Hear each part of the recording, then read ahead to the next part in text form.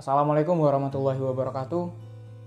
Kembali lagi dengan saya Muhammad Iqbal, Taruna Madya Politeknik Alih Usaha Perikanan, Program Studi Teknologi Pengelolaan Sumber Daya Perairan. Dalam konten kita kali ini, saya akan membahas sebuah proposal bisnis, yang mana sebuah proposal bisnis ini bergerak di bidang aplikasi. Jadi dengan itu kami beri nama dengan Marine Education Application. Baik, selanjutnya kita akan masuk ke substansi mengenai pembahasan dari Marine Education Application. Adapun hal yang melatar belakangi kami untuk mengambil sebuah ide bisnis ini ialah kita mengetahui negara Indonesia memiliki wilayah laut yang sangat luas. 3/4 dari wilayah Indonesia itu adalah laut. Sedangkan hal yang lain yaitu datangnya revolusi 5.0 adalah periode baru dengan perubahan yang mendalam dan transformatif. Selain itu, pada implementasi revolusi industri 5.0, hanya aspek yang mendorong produktivitas dan efisiensi dalam produksi produk dan jasa ialah yang akan menang.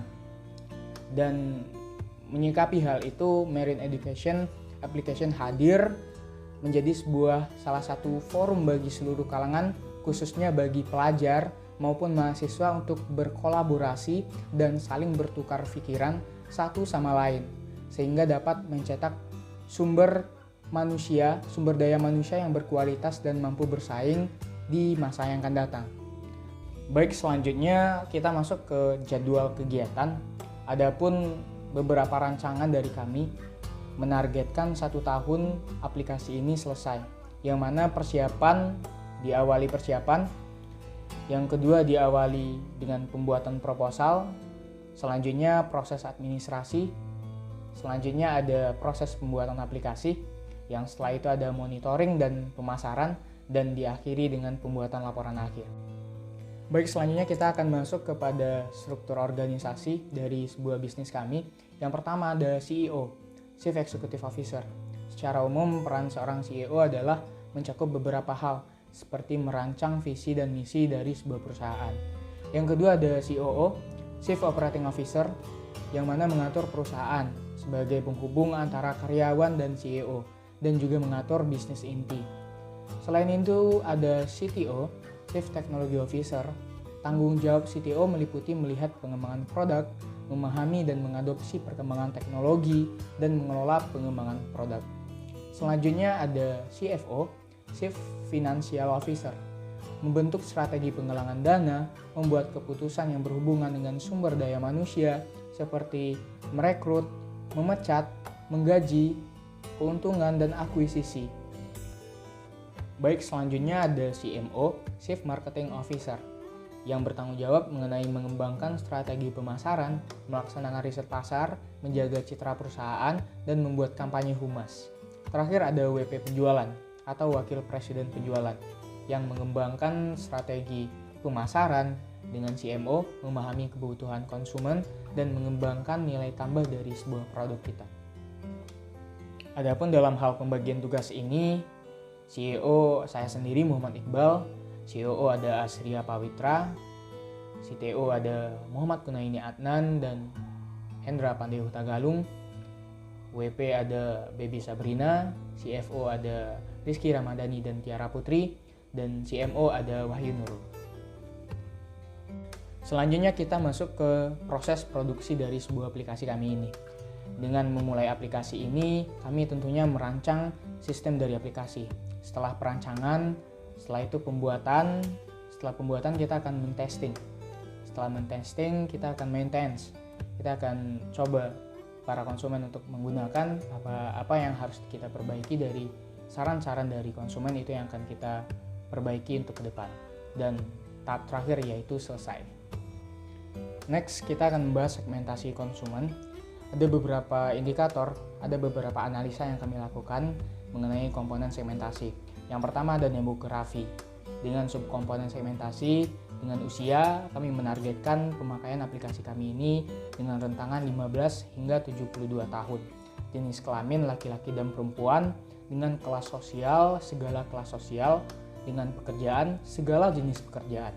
Yang kedua ada geografis. Secara lokasi tempat tinggal dapat digunakan dimanapun dan kapanpun. Yang selanjutnya ada perilaku. Jumlah pengeluaran untuk suatu kegiatan kami analisis bahwa pengeluaran kuota internet itu 500 hingga 2 giga dengan konversi rupiah 2.000 hingga 10.000 per hari. Selain dari segmentasi pasar, kami juga menganalisis beberapa pesaing yang memiliki tujuan yang hampir sama dengan kami. Adapun pesaing-pesaing tersebut antara lain yaitu Rich Farm, aplikasi perdagangan alat dan hasil perikanan. Dalam menyikapi hal ini, kami mempunyai strategi bahwa aplikasi kami ini dilengkapi dengan fitur e-commerce, di mana dapat berguna untuk mempermudah pengguna mempromosikan barang dagangannya yang berhubungan dengan kelautan dan perikanan. Kedua ada Ecosys. Ecosys adalah sebuah aplikasi bagi pelaku agribisnis untuk saling terhubung dan berkolaborasi serta tumbuh. Nah, di aplikasi kami juga memfasilitasi para pengguna untuk saling terhubung, berkolaborasi, dan tumbuh melalui fitur Friend and Create a Team yang ada. Selain itu, beragam informasi yang tersedia di fitur News membantu pengguna untuk menambah wawasan mengenai dunia kelautan dan perikanan. Yang ketiga, budidaya ikan. Budidaya ikan adalah sebuah aplikasi yang menjelaskan bagaimana cara budidaya yang baik dan benar. Nah, aplikasi kami strategi untuk mengatasi keunggulan pesaing, yaitu aplikasi kami juga memfasilitasi pengguna untuk belajar budidaya melalui fitur Create a Team yang ada. Selain itu, beragam informasi yang tersedia di fitur News membantu pengguna untuk menambah wawasan mengenai budidaya perikanan. Yang keempat ada Facebook. Aplikasi ini menjual beberapa fitur seperti forum jual beli, fitur update status, grup untuk menghubungkan masyarakat yang memiliki kepentingan yang sama. Nah, melalui hal itu kami juga mempunyai strategi yang dapat mengatasi dari keunggulan pesaing, yaitu kami juga memiliki fitur-fitur serupa di aplikasi yang kami buat. Jika Facebook terdiri dari berbagai tujuan dan kepentingan, aplikasi kami memfokuskan hanya di bidang kelautan dan perikanan, di mana hal ini akan memudahkan masyarakat untuk mencari informasi yang lebih detail terkait dunia kelautan dan perikanan. Next slide, keunggulan bersaing dan sumber daya. Kami mempetakan menjadi dua. Yang pertama, kami bertekad untuk memfasilitasi pengguna untuk saling terhubung. Yang kedua, berkolaborasi dan tumbuh melalui fitur yang telah kami sediakan pada aplikasi. Selanjutnya kita masuk ke strategi pemasaran. Yang pertama itu terkait dengan brand. Kami memiliki brand yang kami beri nama dengan Marine Education yang memiliki logo, ada 3 filosofi. Yang pertama ada bola dunia, yang kedua ada kemudi kapal, dan yang ketiga ada tumpukan buku. Yang masing-masing indikator itu memiliki filosofinya yang kuat untuk menjadikan sebuah brand ini terbaik di masa akan datang. Baik, selanjutnya ada strategi promosi. Di sini kami memiliki beberapa strategi dalam mempromosikan aplikasi yang kami buat agar bisa menarik para konsumen dan pelanggan. Kami berusaha bekerja sama dengan para instansi yang memiliki keterlibatan yang sama di bidang kelautan dan perikanan untuk membantu mempromosikan aplikasi kami tersebut kepada anak-anak didiknya terutama.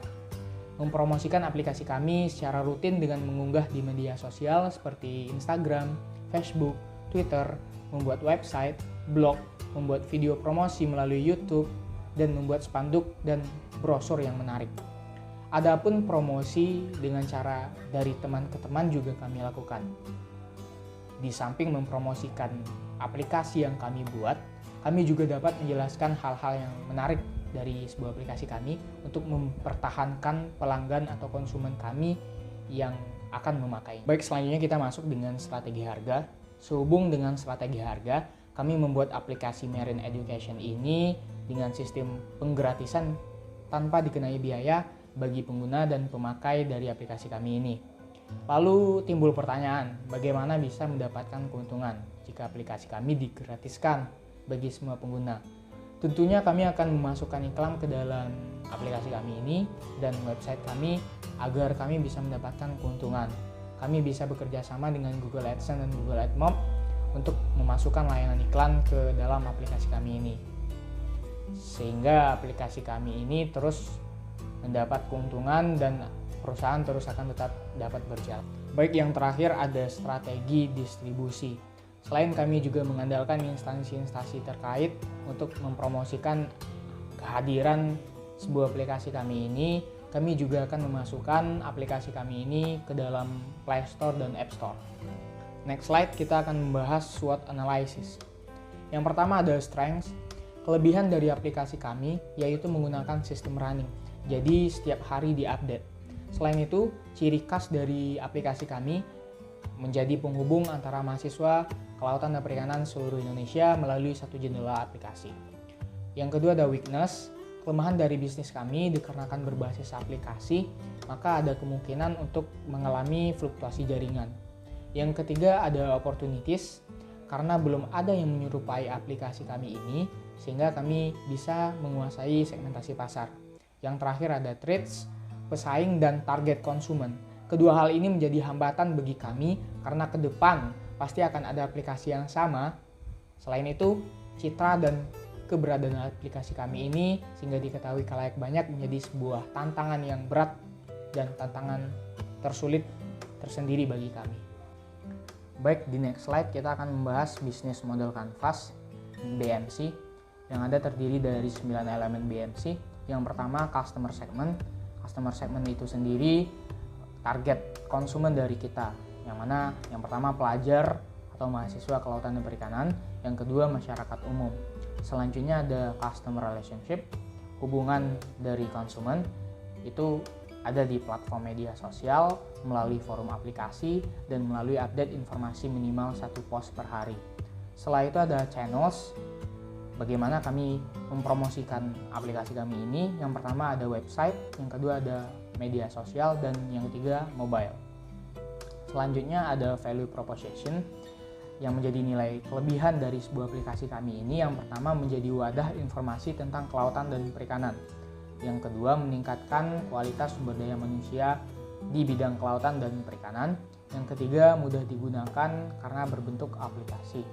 Yang selanjutnya ada key activities, aktivasi atau aktivitas yang sedang dijalankan dalam pengembangan aplikasi Marine Education.